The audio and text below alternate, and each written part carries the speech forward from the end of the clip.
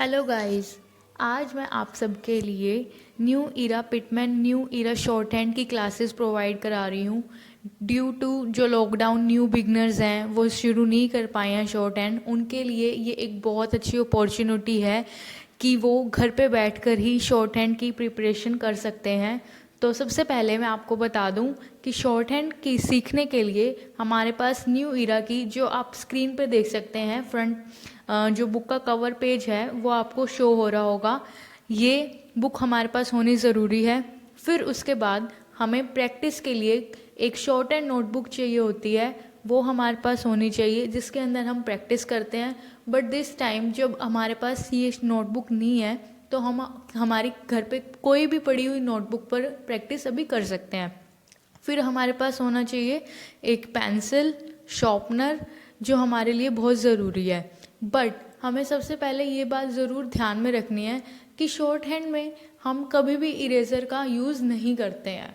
Short hand एक ऐसी चीज़ होती है जिसमें हम कोई भी चीज़ मिटाने नहीं बैठ सकते ना उसी टाइम, इसीलिए हमारी गलतियों को सुधारने के लिए वहाँ पे हम उस चीज़ को इरेज नहीं करते। फिर उसके बाद मैं आपको बुक का ये जो फ्रंट पेज है ओपन करते ही, इसमें शॉर्ट हैंड का इंट्रोडक्शन है। ये कहता है शॉर्ट हैंड क्या होती है।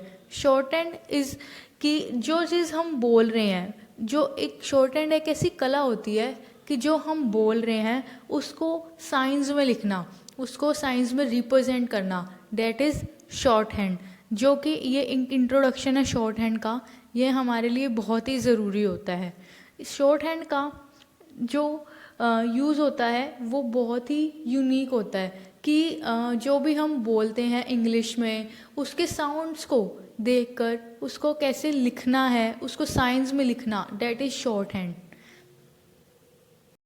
शॉर्ट हैंड सिर्फ इंग्लिश में ही नहीं बल्कि हिंदी में भी होती है। ये एक ऐसी कला ही है जिसे हम सुनकर उसको अच्छे से साइंस में रिप्रेजेंट कर सकते हैं। हर किसी की अपनी एक पर्सनल होती है, जो कोई मर्जी किसी भी साइन में उसको रिप्रेजेंट करता है और वो खुद की लैंग्वेज समझ सकता है। ज़रूरी नहीं कि हमें किसी की भी लैंग्वेज लिखी हुई साइंस हम पढ़ सकें। जिसने वो लिखे हैं वो खुद अगर पढ़ सक रहा है तो वो उसके लिए शॉर्ट हैंड ही होती है।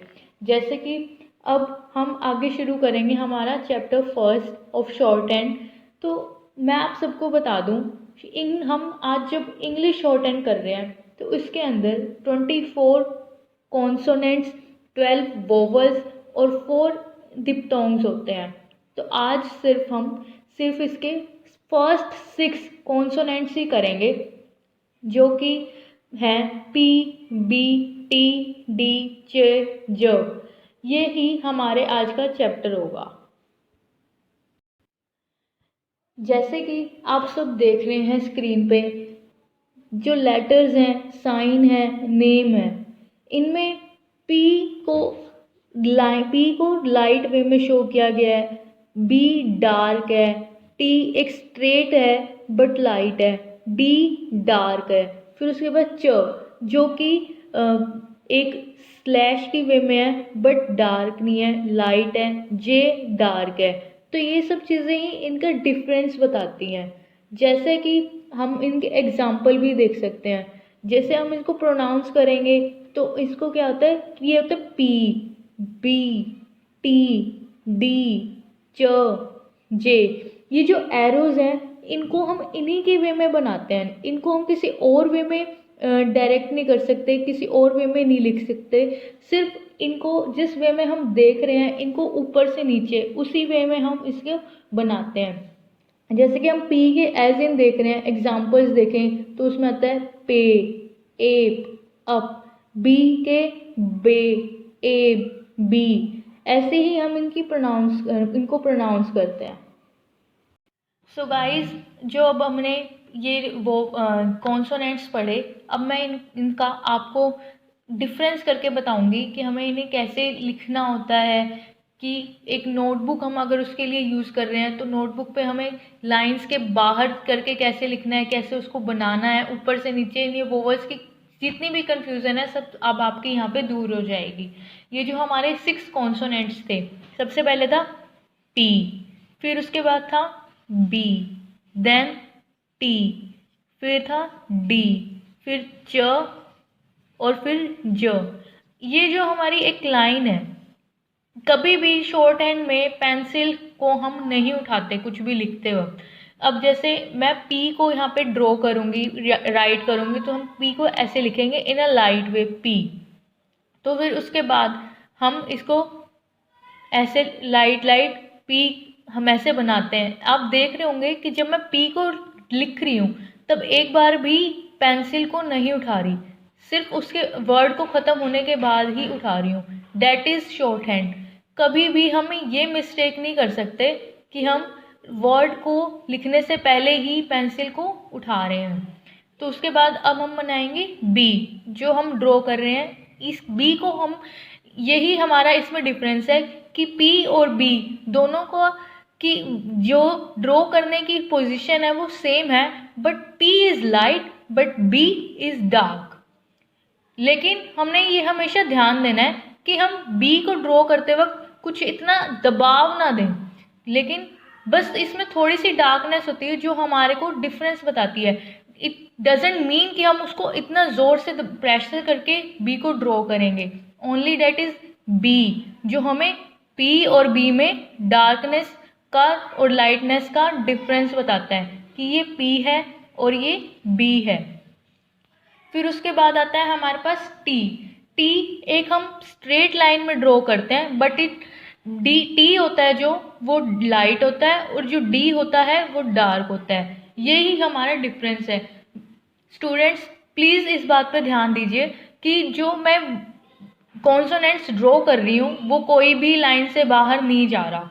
जैसे मैं टी अगर ड्रॉ कर रही हूँ, माने कि ये लाइट है बट एक ये स्ट्रेट लाइन है और सिर्फ ये लाइन के ऊपर ही बनता है, ऐसे नहीं बनता, ये गलत होगा।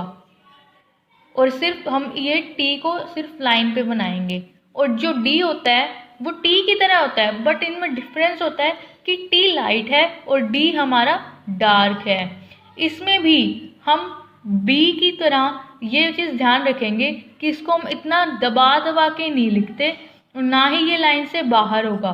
इट डजन, सिर्फ इसको हम थोड़ा सा डार्क वे में ही रिप्रेजेंट करेंगे कि ये डी है, बस ये टी की तरह होता है। फिर उसके बाद आता है हमारे पास च। एक, जैसे हम सबको पता ही है कि एक स्लैश वे में आपको ये दिख रहा था, स्लैश वे में लाइक ऐसे, बट ये लाइट होता है। च हमेशा लाइट होता है। इसके एग्जाम्पल्स हम देख सकते हैं, जैसे चेस्ट, ये च की जो साउंड आ रही है उसमें च हमेशा चेस्ट में ऐसे ही लगेगा।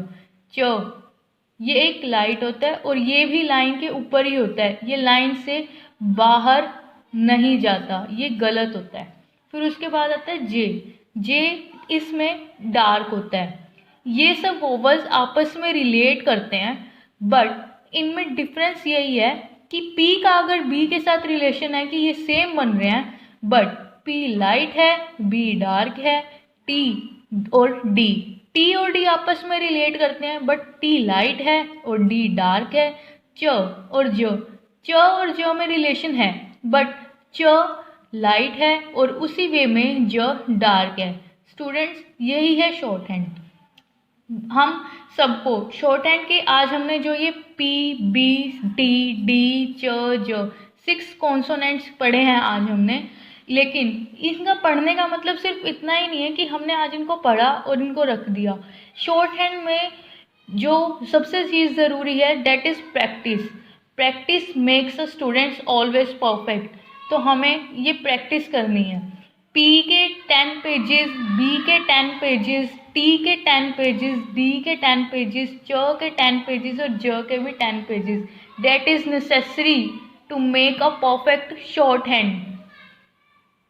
सो स्टूडेंट्स आज के लिए हमारे ये 6 कॉन्सोनेंट्स हमारे लिए इनफ है, क्योंकि आज ये फर्स्ट डे है तो आपको इन सब की प्रैक्टिस करनी है।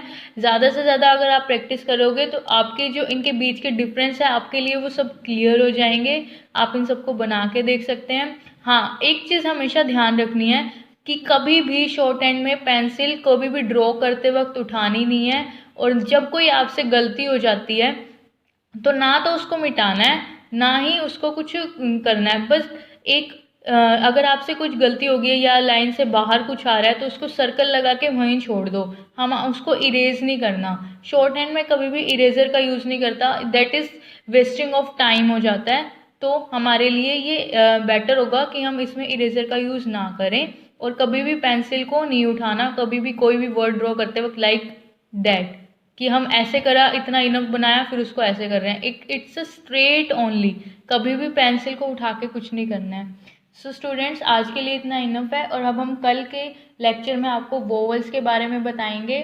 सो गाइस, प्लीज़ प्रैक्टिस करें और लाइक एंड सब्सक्राइब करना मत भूलिएगा। Okay, thank you.